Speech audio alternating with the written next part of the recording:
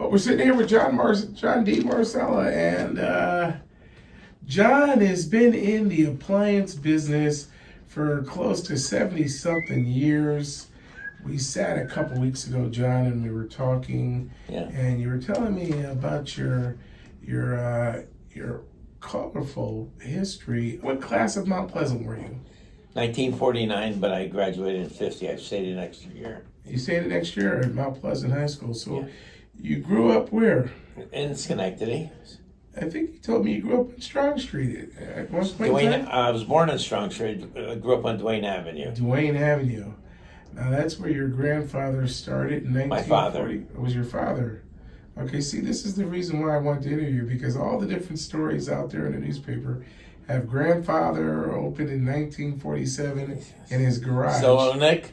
You know Nick? I know Nick. Yeah. Hey, Nick. So, 1947, your father started a business on Duane Avenue. It was called All Brands, right? Correct? All Brands. In fact, there's a ruler right there. It came from 1947. Wow. See the ruler sticking up? The ruler? No, I Nick, don't go see grab it. that ruler. I'm going to show it to him. And he started in his garage. Garage, yeah. In the garage on Duane Avenue. On Duane Avenue, yeah. Show it to him. Oh. I used to pass them out. Right in the front. Let's put this. And I used to pass and those used to out. pass these out. We used to pass them out. This was your marketing. Yeah. This is how people get to know where to go. Yeah. And this was your way of getting people over to the garage. Now, did he repair them, or they were brand new? Or They were all brand new appliances. They were all brand new appliances. And he started because what happened, he had a nightclub that burned down. Okay. It was called the Green Lantern. And he didn't know what to do, so he picked up on the appliance business.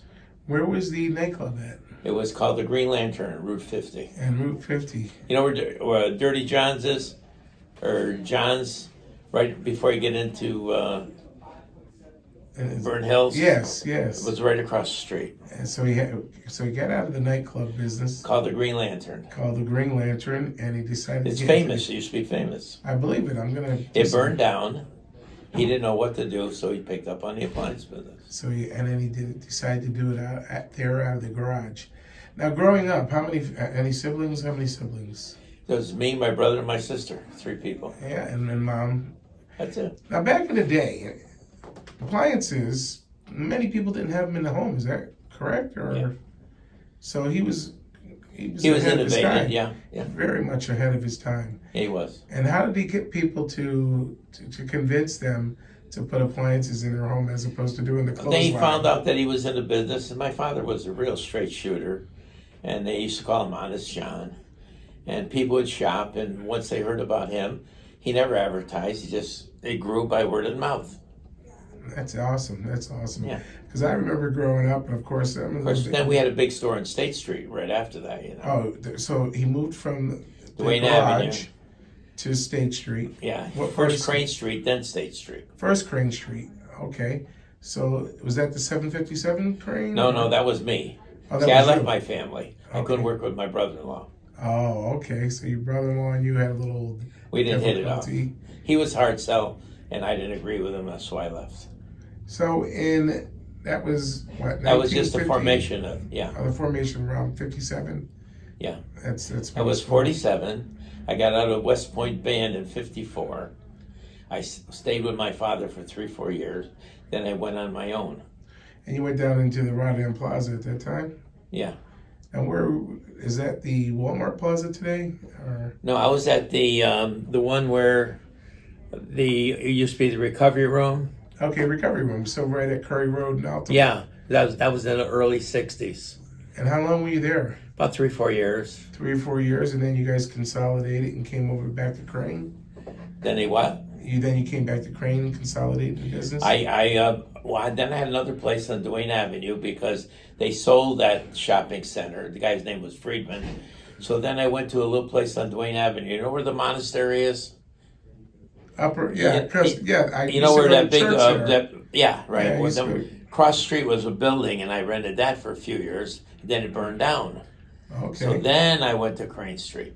We used to go to Mass, and it was in Latin back then when we were kids. Where the nuns? And the nuns would sit in cloister to the... Right across the street where that, Okay. where that building is? Yes. Used to be a small building, was my temporary store. And how long were you there? Until it burned down, until about 1980. 1980. And then you went to Crane Street. Crane Street. And I grew up in Mount Pleasant, Crane Street. My dad came here from Sicily in 1940. Dad, all brands. 1957, we would go over here. 1960s around. I left my father. I couldn't work with my brother-in-law. Yeah, so that was around what, 68? Huh? What year? About 68? 68, yeah. 68. So here, you've got your grandson here, Johnny. My grandson, yes. And your life partner, Lori, you've been with her over 30 years, right? 39. 39 years. How'd you meet her? She needed a used refrigerator and stove. Her father was one of my vendors. Mm-hmm. So he said, can you help my daughter? Because I used to buy appliances from him out of my house. See, I worked out of my house for a few years. A lot of people do. Yeah, because I had it made. I was doing $2 million out of the cellar of a house. No. Wow. And a little ad in the paper. Before you buy your appliance, call John. That was it. No store, no nothing. They tell me what they got. I meet them at Brandywine Diner, take their order, deliver the appliances. Then I got kicked out. That got too big. The zoning board kicked me out. The zoning board. And then you found a brick and mortar location. I made a big mistake. I bought. You remember when VCRs? You're not old enough, but in the 1970s, VCRs were very expensive. Videos. I know what you're talking about. Yeah. And a guy in New York had 1,300 GE VCRs. Excuse me. That would be nice. I look forward to seeing you. Oh, by the way, I'm free Thursday night. She's going to some show with one of the kids. So if you want to do dinner or something down any place, let me know. I'm free definitely Thursday night. That's why I called you also. That would be nice. So what I did, I couldn't find a job. I was 51 years old. Actually, I got hired by Alco, which is a flooring company, And they said, well, you know what, you're too old to start. So I said, well, let me do what I know how to do. I'll sell appliances. So I picked up with Neil Golub. And I remember when the markets used to have VCRs and microwaves and all that shit. Yeah. Well, they started it. And then I got involved with Neil, where I found them a way to save money with the same product. So I started working out of my cellar, and my office was the Brandywine Diner. Whoever wanted a refrigerator, meet me at 9 o'clock at Brandywine Diner. Tell me what you want, I'll get it. Don't give me any money till I deliver it and you're happy. Because who's going to give a guy in a diner the money for a refrigerator? And that's how you and Spiro became friends. Yes, exactly. That's awesome. That's awesome. God rest his soul. Folks, we're talking about Spiro. And it started out, and you won't believe this, it started out with 1 booth, 2 booths, and after about 6 weeks, I had 7 or 8 booths lined up, and everybody telling me what they want. They say, well, where can I see these? Go to any 50 stores you want to go to, and just give me the model number, and I'll save you 10 or 15%. And I think that's one of the main reasons why your appliance business, Marcella's Appliance, has been so successful over the years, is because people can come and talk to you. Yeah. Well, my theory has always been we're family friendly. I never believed in advertising. I said, let me do something for the people. Every customer gives me 5 customers. Now we have about a $250,000 customer base, at least 250,000. And I know, like, some personal friends of mine, like Tony Simone, Tony, he was here yesterday. They've got a nephew and they need a refrigerator for their deck, or they want a beer refrigerator. Beer cooler, yeah. You'll find the right piece of appliance for them at the right price. That's the nature of the beast. What we've done is decided we're not a box store, which is cut and dry. They don't have good service. They don't have good installers. They don't have good delivery. They present a price, but the price is only average. We're underneath them about 5 points to begin with. I don't know if you know that. No, I did not.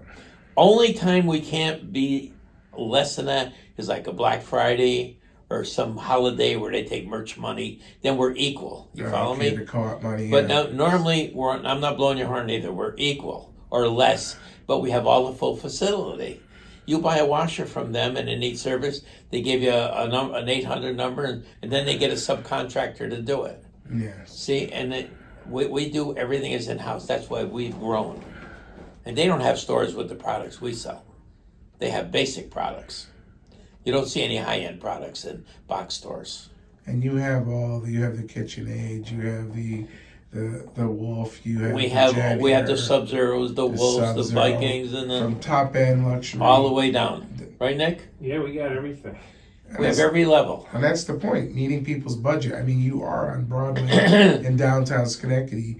You've expanded in October 2016 out to the suburbs of Clifton Park. Right. And that store also afforded you the opportunity to have a demo kitchen. Can you tell us a little bit about what Have you seen that store yet? I've been in the store many times, but the kitchen wasn't set ready yet.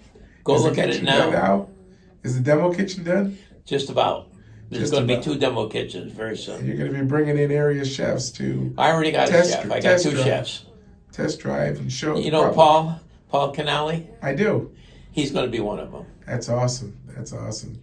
This store here, because of Metroplex and the renovation. I want you to put that in the article with the support that I got from Neil Golub and Metroplex. Neil Golub. I could not have done this without either one of them. I understand that. We will put that in the article. Metroplex. Especially the fact I didn't know. I don't think anybody knows the fact that you were working from your home and working with Neil Golub in, taking them to the next level in their stores with appliances. That's an interesting part of the story that I think the public doesn't know. Yeah. Well, I think I really got to give them, because what happened was when Crane Street went bad, Neil said to me, I said, Neil, I think I got to move out of Schenectady. I got a good location in Colony. No. We want you to be the root of Broadway, the foundation of Broadway, a good merchant, Mm-hmm. He said, let me see what I can do. And he got a hold of Metroplex. They gave me $400,000. They helped me with a $500,000 loan because I wasn't qualified. Yeah, I hear you. And then they got me an SBA. He put me in with the SBA for another loan because I went in this building. I had 5 cents. Oh, that's where Metroplex comes in and partners with So established if businesses. whatever you put in there, you have to put somewhere in the support.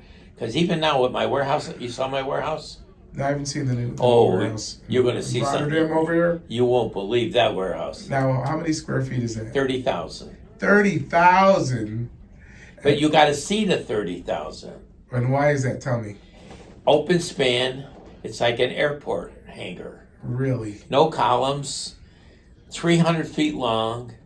Right now I would say there's 3,000 pieces in there. So you can drive the tractor trailers right in there. Yeah. We got people drive right in and pick up their products.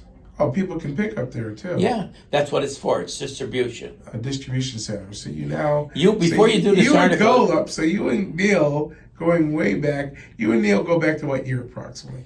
Neil and I go back to maybe early 70s. Early 70s. Starting and getting appliances in his grocery stores to then, by the time he served on the Metroplex, County Metroplex, you already had that relationship. Yeah. So he already knew you. He knew you were established. He knew the reputation of your business. He knew your personal reputation. And that's why he wanted to have you here on Broadway. Yeah. But you got to see the warehouse. I want to see the warehouse. You never saw one like it. We got to get that on film. Pioneer Bank said to me when they gave me the money, we've never been in a commercial building this well done. Now, it's open what hours? They get there about 6 in the morning till 7, 8 at night. Really? And what time can consumers pick up till? Oh, probably from 8 o'clock all the way to 5 or 6. That's a great window. You got to go see it. You haven't seen it, I'm gonna right? go see it. What's the actual address, physical address? 57 West Campbell. You can't miss it, though. You'll see a big sign, Marcella's Distribution. I go over there and... You're going to faint. So let's back up. Yeah. Let's back up and talk about how did you get into clarinet, flute, saxophone? Well, when I was in junior high school, I decided to take up an instrument. I took up clarinet. And actually, for a guy that didn't practice much, I was pretty good. So you were natural. It just came natural, really. And when I went to West Point, we had a hell of a... Mount Pleasant High School had one of the best high school bands you've ever heard. All guys that became professionals, So I played clarinet Then I got drafted to go to Korea, and a friend of mine says, hey, you know what? They're looking for musicians in West Point.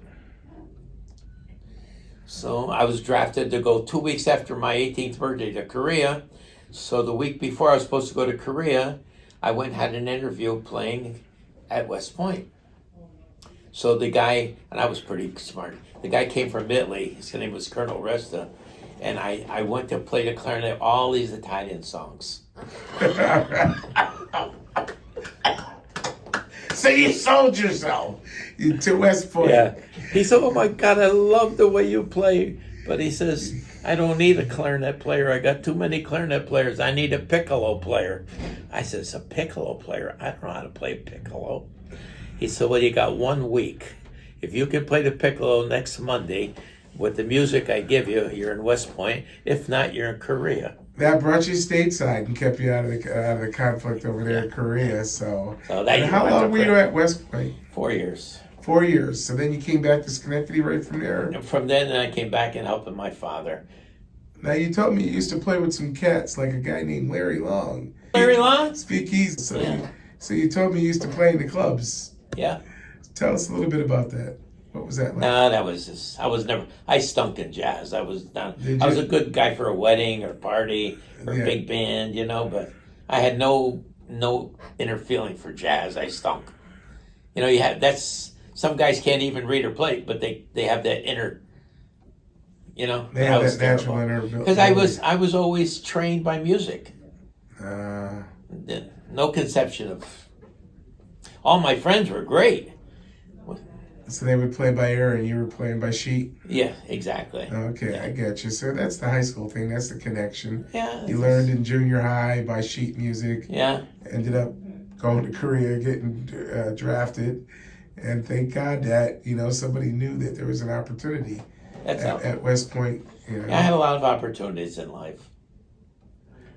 My strength was numbers. Numbers. And working the numbers. And they wanted me to get a chair in the New York Stock Exchange. My brain was so good with numbers. But that's not me, so. Now, I recently read something that back in January, you acquired Adirondack? Yeah. Appliance? Nick can tell you. What happened was they wanted me to buy them out, and I refused because they didn't do enough business for me to buy them out or their location, because I would have to spend a lot of money into that. Their sales have been diminishing over the last 10 years. Mm-hmm. At one time, they had a big presence in Saratoga because they were a high-end dealer for people that very wealthy, Mm-hmm. And they had that image, but that image has declined. So we encumbered their business.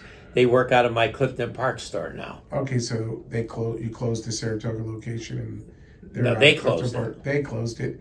You acquired the business. I acquired the business as a referral. Yeah. There you go. It says high end. I would say they're both Adirondack Marcellus. So you actually combined the name. I combined the name, right, Nick? Yeah, we combined the name. Well, I think anything else you want the public to know that they don't know? I'm getting old.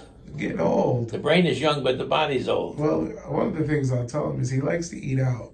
I always run into John at different restaurants, and he's usually there with Lori and a bunch of his buddies, and they hang out for a good time. Do I act like I'm 92 years old? Absolutely not. And I tell you all the time, you can truly pass for late 60s. Yeah. And that's not blowing smoke. Whatever you know the basic, take it from there, but I want you to give a little impulse to Metroplex with Ray Gillen and Neil Golub influence getting me started on Broadway. Yes, sir. Because without Neil went to the city and says, I don't care what you do. They said, well, he doesn't have any money. How are you going to give him a $3 million building? Just make it happen. There you go. And he did. So let's talk about your growth as a business. Well, starting from the cellar of a house to where we are now. Imagine starting in your cellar. No, I don't. Not with appliances. And we are one of the top 70 of the United States. You can put that in there too. And you've grown what, 20%? In growth. In 20% we're in the top 70 in the United States. Wow, that's phenomenal. Starting in your cellar. There used to be a thing on the wall out in the other room, but that was old. We're way past that now. Right. That's when we were like 14, 15 million, John, it has been a pleasure taking the time to come down here If there's anything and you talk need to to know you about and me, let find me your know. story. Absolutely. Thank you, sir. You got to promise me. Go look at the warehouse. I'm going there from here. Nobody. I live in Rotterdam. I got to go that way. I don't go that way. I usually go up Broadway. Well,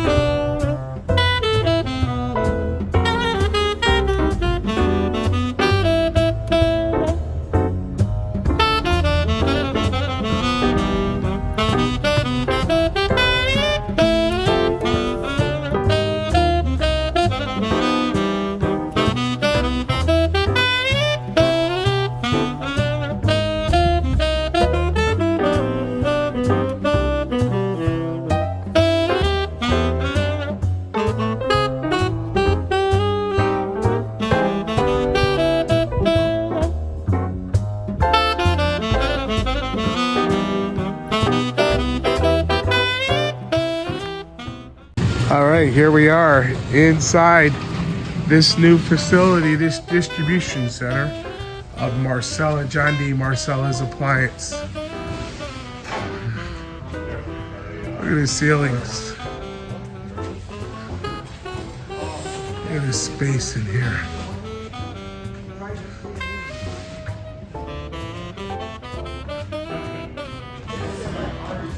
Gigantic.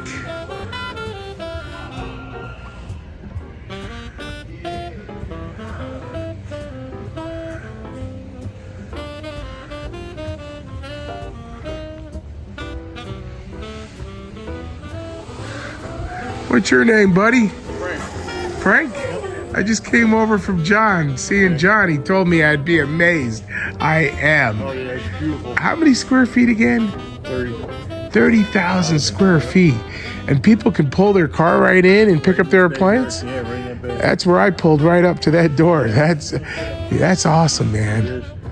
Distribution center where you can come get your appliance right here on ground level. Yep. Ground level. Nice. Frank, nice meeting you. All right.